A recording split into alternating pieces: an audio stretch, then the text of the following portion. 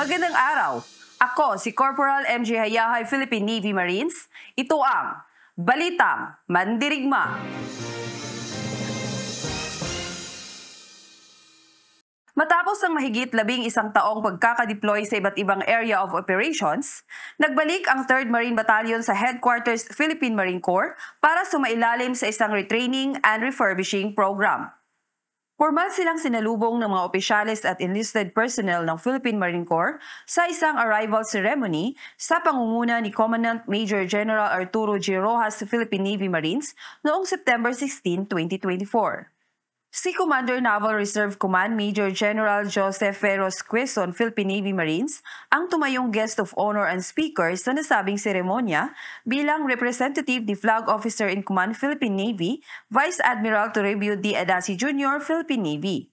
Sa naging talumpati ni Major General Quezon, iginiit niya ang kahalagahan ng ganitong klaseng programa ng Philippine Marine Corps sapagkat malaking tulong ito upang mas mapahusay pa ang kakayahan ng mga Marines pagdating sa pagtugon sa mga tungkulin sa bayan, lalong-lalo na sa usaping territorial defense operations. And recognition for the outstanding achievements of the 3rd Marine Battalion as they return to home base here at MBRB. Having completed a challenging yet rewarding deployment in the province of Palawan. It is with immense pride that we welcome you back, for you have once again proven that MBLT-3 remains a force to be reckoned with. Bilang komandant ng Philippine Marine Corps, ipinahayag ni Major General Rojas ang kanyang pagbati sa mga tropa ng 3rd Marine Battalion at ayon sa kanya, ay inaasahan niya ang pagbabago sa nasabing batalyon mula sa dati nitong ordinaryong Marine Unit ay gagawin itong Special Operations Capable Unit na nakatuon sa mga archipelagic maneuvers. And authority vested in me as the Commandant Philippine Marine Corps, I hereby declare 3rd Marine Battalion on retraining and refurbishing status and further place said unit under admin control of the Marine Corps Force Development Center effective 16 September 2024. Ang Retraining and Refurbishing Program ay isang programa ng Philippine Marine Corps na naglalayong gawing mas ihanda pa ang mga tauhan nito pagdating sa pagtugon sa anumang klase ng misyon. Ginagawa ito matapos makasampung taon ng isang Marine Battalion mula sa pagkakadeploy nito sa iba't ibang area of operations.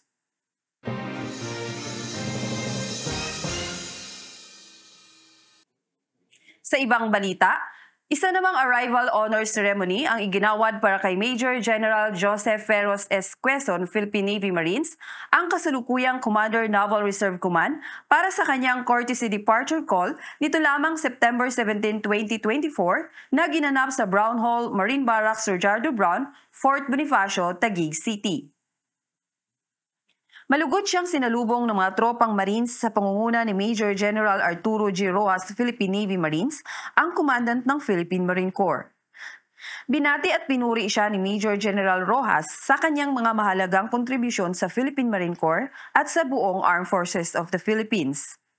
Si Major General Quezon ay magre-retiro ngayong taon matapos ang mahigit 39 na taong paglilingkod sa bayan bilang isang huwarang Marine officer.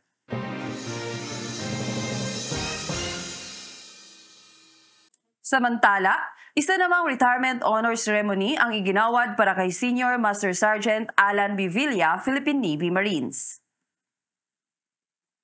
Naganap ang nasabing pagpaparangal nito lamang September 20, 2024 sa Brown Hall, Marine Barracks Sir Jardo Brown, Taguig City. Pinangunahan ni Colonel Bayani V. Coraming, Philippine Navy Marines MNSA, Chief of Marine Staff, ang nasabing seremonya, kung saan binati niya si Senior Master Sergeant Villa sa lahat ng mga accomplishments nito at sa malaking ambag sa Armed Forces of the Philippines bilang miyembro ng Philippine Marine Corps. Si Senior Master Sergeant Villa ay naglingkod sa bayan sa loob ng mahigit 37 taon bilang isang tunay na Marine warrior.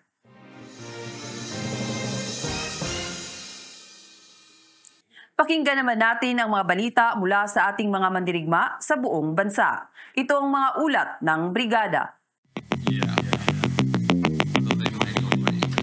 Nakibahagi ang 1st Marine Brigade sa isang blood donation activity. Para sa buong detalye ng balitang yan, narito si Sergeant Efraim Mesinas, Philippine Navy Marines.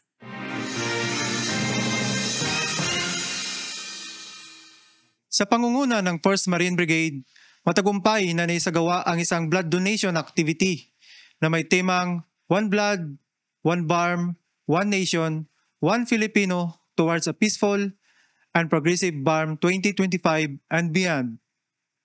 Ito ay naganap nitong September 12, 2024 sa mismong headquarters ng 1st Marine Brigade sa Barrera, Maguindanao del Norte. Nakisa sa nasabing aktibidad ang lokal na pamalaan ng Maguindanao del Norte kasama na ang mga kapulisan, Philippine Coast Guard, Bureau of Fire Protection at iba't ibang stakeholders. Inspirasyon sa aktibidad na ito ang kwento ni dating Brigadier General Emmanuel Chudosio na noong year 2000, kasagsagan ng all-out war, ay nagbigay ng kanyang dugo upang sagipin ang buhay ng isang sugatang MILF. Ito ay nagsilbing patunay na ang bawat patak ng dugo ay ambag sa pagbuo ng mas magandang kinabukasan at kapayapaan para sa Bangsamoro Autonomous Region in Muslim Mindanao. Ayon naman kay Brigadier General Romulo D. Quimado II, Philippine Navy Marines, ang kasalukuyang commander ng 1st Marine Brigade, ang ganitong klase ng aktibidad ay nagpakita ng tunay ng pagkakaisa at malasakit ng komunidad para sa kapayapaan at progreso ng BARM. Para sa ulat ng 1st Marine Brigade, ako si Sergeant Efraim C. Mesinas, Philippine Navy Marines, ang tagapagbalitang mandirigma ng Marine Corps Public Affairs Office. Ito ang Balitang Mandirigma.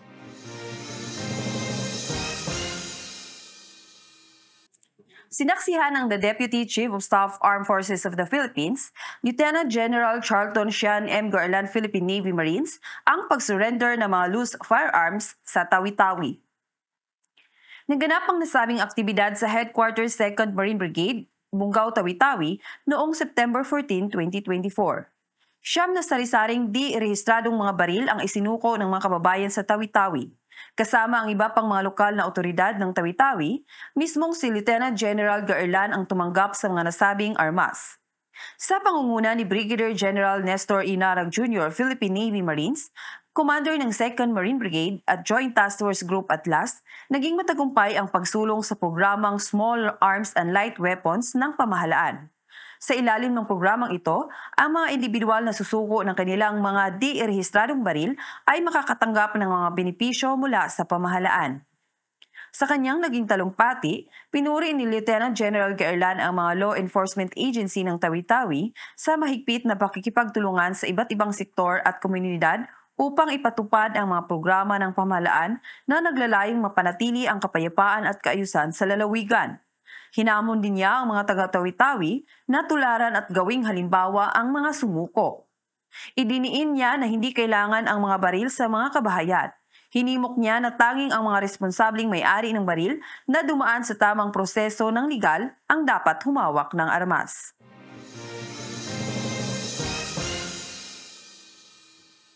Bumisita ang Commandant Philippine Marine Corps sa mga tropang Marines sa 3rd Marine Brigade. Alamin natin ang detalye ng balitang yan mula kay Corporal Abel T. Robillos, Philippine Navy Marines.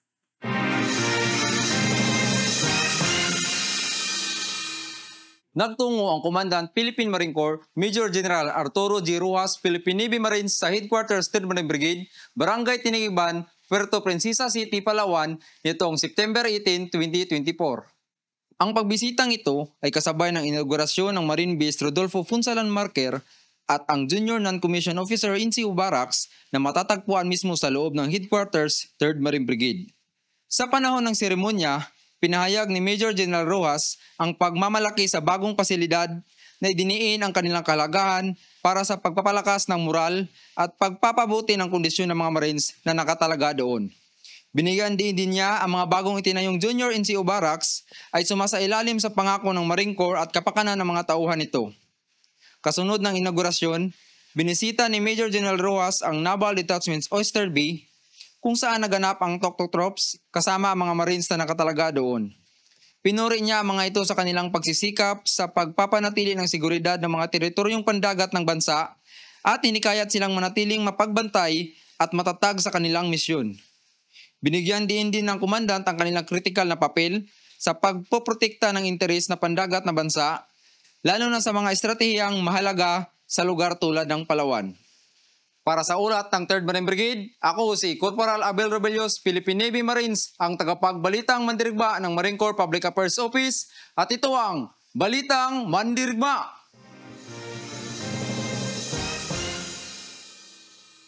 Sa ibang balita, nakilahok sa isang fun run activity ang mga tropa ng Marine Battalion Landing Team 10. Para sa buong detalye ng balitang yan, narito si Sergeant Arnel Balnao, Philippine Navy Marines.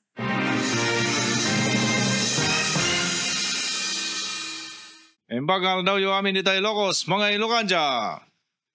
Akilahok ang mga tropang Marines ng Marine Battalion Landing Team 10 sa ilalim ng 4th Marine Brigade sa isang fun run activity na pinamagatang Fun Run Servants Heroes. Naganap ang nasabing aktibidad sa Batanes at nilawakan ng tropa ng 30th Marine Company, sakop ng MBLT-10 kasama ang mga tauhan ng Philippine National Police, Philippine Coast Guard, Bureau of Fire Protection, local government units, mga guro at mga opisyal ng barangay ay nasagawa ng unity run sa paligid ng Kalayaan Island. Ang kaganapang ito ay pinangunahan ni Honorable Lopez, Mayor ng Kalayaan. Ang aktibidad ay naglalayong parangalanan ang kahangahangang sakripisyo ng mga ahensya ng gobyerno sa paghatid ng mahalagang serbisyo sa komunidad. Ang aktibidad na ito ay nagpatunay lamang na ang inyong mga marino sa norte ay manatiling matatag, nakatuwang sa pagsulong ng mga programa ng pamahalaan. Para sa ulat ng 4th Marine Brigade, ako si Sergeant Arnel Balnao, Philippine Navy Marines, ang tagapagbalitang mandirigma ng Marine Corps Public Affairs Office, at ito ang Balitang Mandirigma!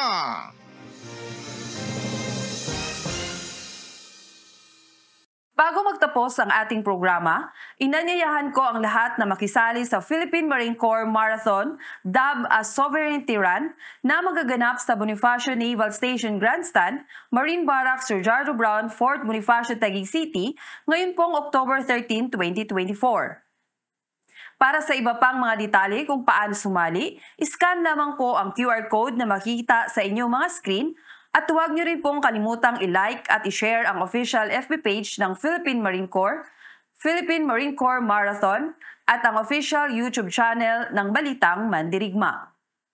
Para lagi kayong updated sa mga bagong kaganapan sa Philippine Marine Corps.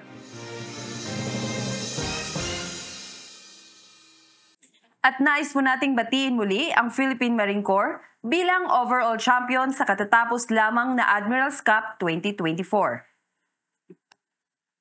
At yan ang mga balita ng inyong mga mandirigmang marino ngayong linggo. Sa ngalan ng karangalan, katungkulan at kabayanihan. Muli ako si Corporal MJ Ayahay, Philippine Navy Marines. Ito ang Balitang Mandirigma.